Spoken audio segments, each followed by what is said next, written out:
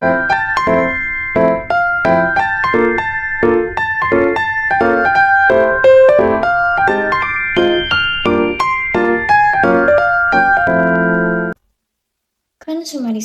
Konsumerisme adalah kebiasaan membeli barang dan jasa dalam jumlah besar untuk mencapai kepuasan dan status sosial. Orang yang menganut konsumerisme seringkali membeli barang terbaru dan mengikuti tren, meskipun barang tersebut tidak selalu dibutuhkan. Tekanan sosial seringkali mendorong kita untuk membeli barang yang tidak diperlukan. Kebiasaan ini dapat mengakibatkan pemborosan dan utang jika pengeluaran melebihi pendapatan. Jika tidak dikelola dengan baik, konsumerisme dapat mengganggu stabilitas keuangan dan menyulitkan pencapaian tujuan finansial jangka panjang. Jadi, hedonisme adalah pandangan hidup yang mengutamakan pencarian kebahagiaan dan kesenangan sebagai tujuan utama. Bagi orang yang menganut hedonisme, kebahagiaan dan kesenangan pribadi dianggap sebagai ukuran keberhasilan dan kualitas hidup. Mereka cenderung terlibat dalam aktivitas yang memberikan kepuasan langsung, seperti contohnya kayak liburan mewah, terus makan di restoran mahal, atau membeli barang-barang yang membuat mereka merasa senang. Nah, tapi nih teman-teman, pengeluaran untuk kesenangan ini bisa menjadi masalah jika tidak dikelola dengan baik.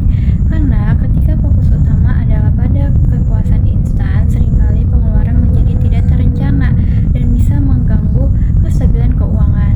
Tanpa pengelolaan yang bijaksana, gaya hidup hedonistik ini dapat menyebabkan masalah keuangan seperti utang dan juga kesulitan dalam mencapai tujuan keuangan jangka panjang. Karena kayak misalnya contohnya membeli barang-barang yang membuat mereka merasa senang. Itu contohnya kayak misal HP mereka masih bagus nih, gak rusak, ataupun kayak memonya gak penuh, tapi dia lihat nih temennya punya HP baru, atau enggak kayak orang-orang beli HP baru, kayak misal contoh ada iPhone 16 udah launching, terus kayak nggak lama iPhone 17 launching. Abis kayak gitu kayak iPhone 17 udah launching nih, HP gue masih Android, masih gini-gini aja, gue beli aja deh walaupun gak punya uang. Mereka bisa aja kayak ngutang. Nah, itu tuh gak boleh ya teman-teman, gak baik, karena itu tuh bisa mengganggu kualitas kestabilan ekonomi kalian. Jadi kalau misalnya kayak barang kalian HP misalnya contoh masih bagus, masih belum rusak, masih bisa digunain, alangkah baiknya uangnya ditabung untuk membeli barang-barang yang dibutuhkan sama kalian, atau uangnya bisa dipakai untuk nanti ketika ada keperluan mendesak gitu teman-teman. Cara mengatasi konsumerisme dan hedonisme. Yang pertama, perencanaan keuangan yang jelas. Tentukan dengan jelas berapa pendapatan, bagaimana mengelolanya dengan kebijakan kebutuhan seperti tabungan dan investasi, dan batasi pengeluaran yang tidak perlu. Yang kedua, tingkatkan pendidikan finansial. Pelajari tentang manajemen keuangan dan investasi. Pengetahuan ini akan membantu Anda membuat keputusan yang lebih bijaksana. Selanjutnya, yang ketiga, evaluasi kebutuhan dan keinginan. Pertimbangkan apakah pengeluaran Anda benar-benar memenuhi kebutuhan atau hanya keinginan. Mengelola pengeluaran dan kebijaksanaan. Selanjutnya, konsumerisme dan hedonisme meskipun berbeda dapat memberikan dampak yang negatif terhadap kondisi finansial jika tidak dikelola dengan baik. Terus ya, ada dampak nyata konsumerisme dan hedonisme. Dan dampak nyatanya itu yang pertama, ada gaya hidup, pendapatan, pengeluaran tidak terkontrol.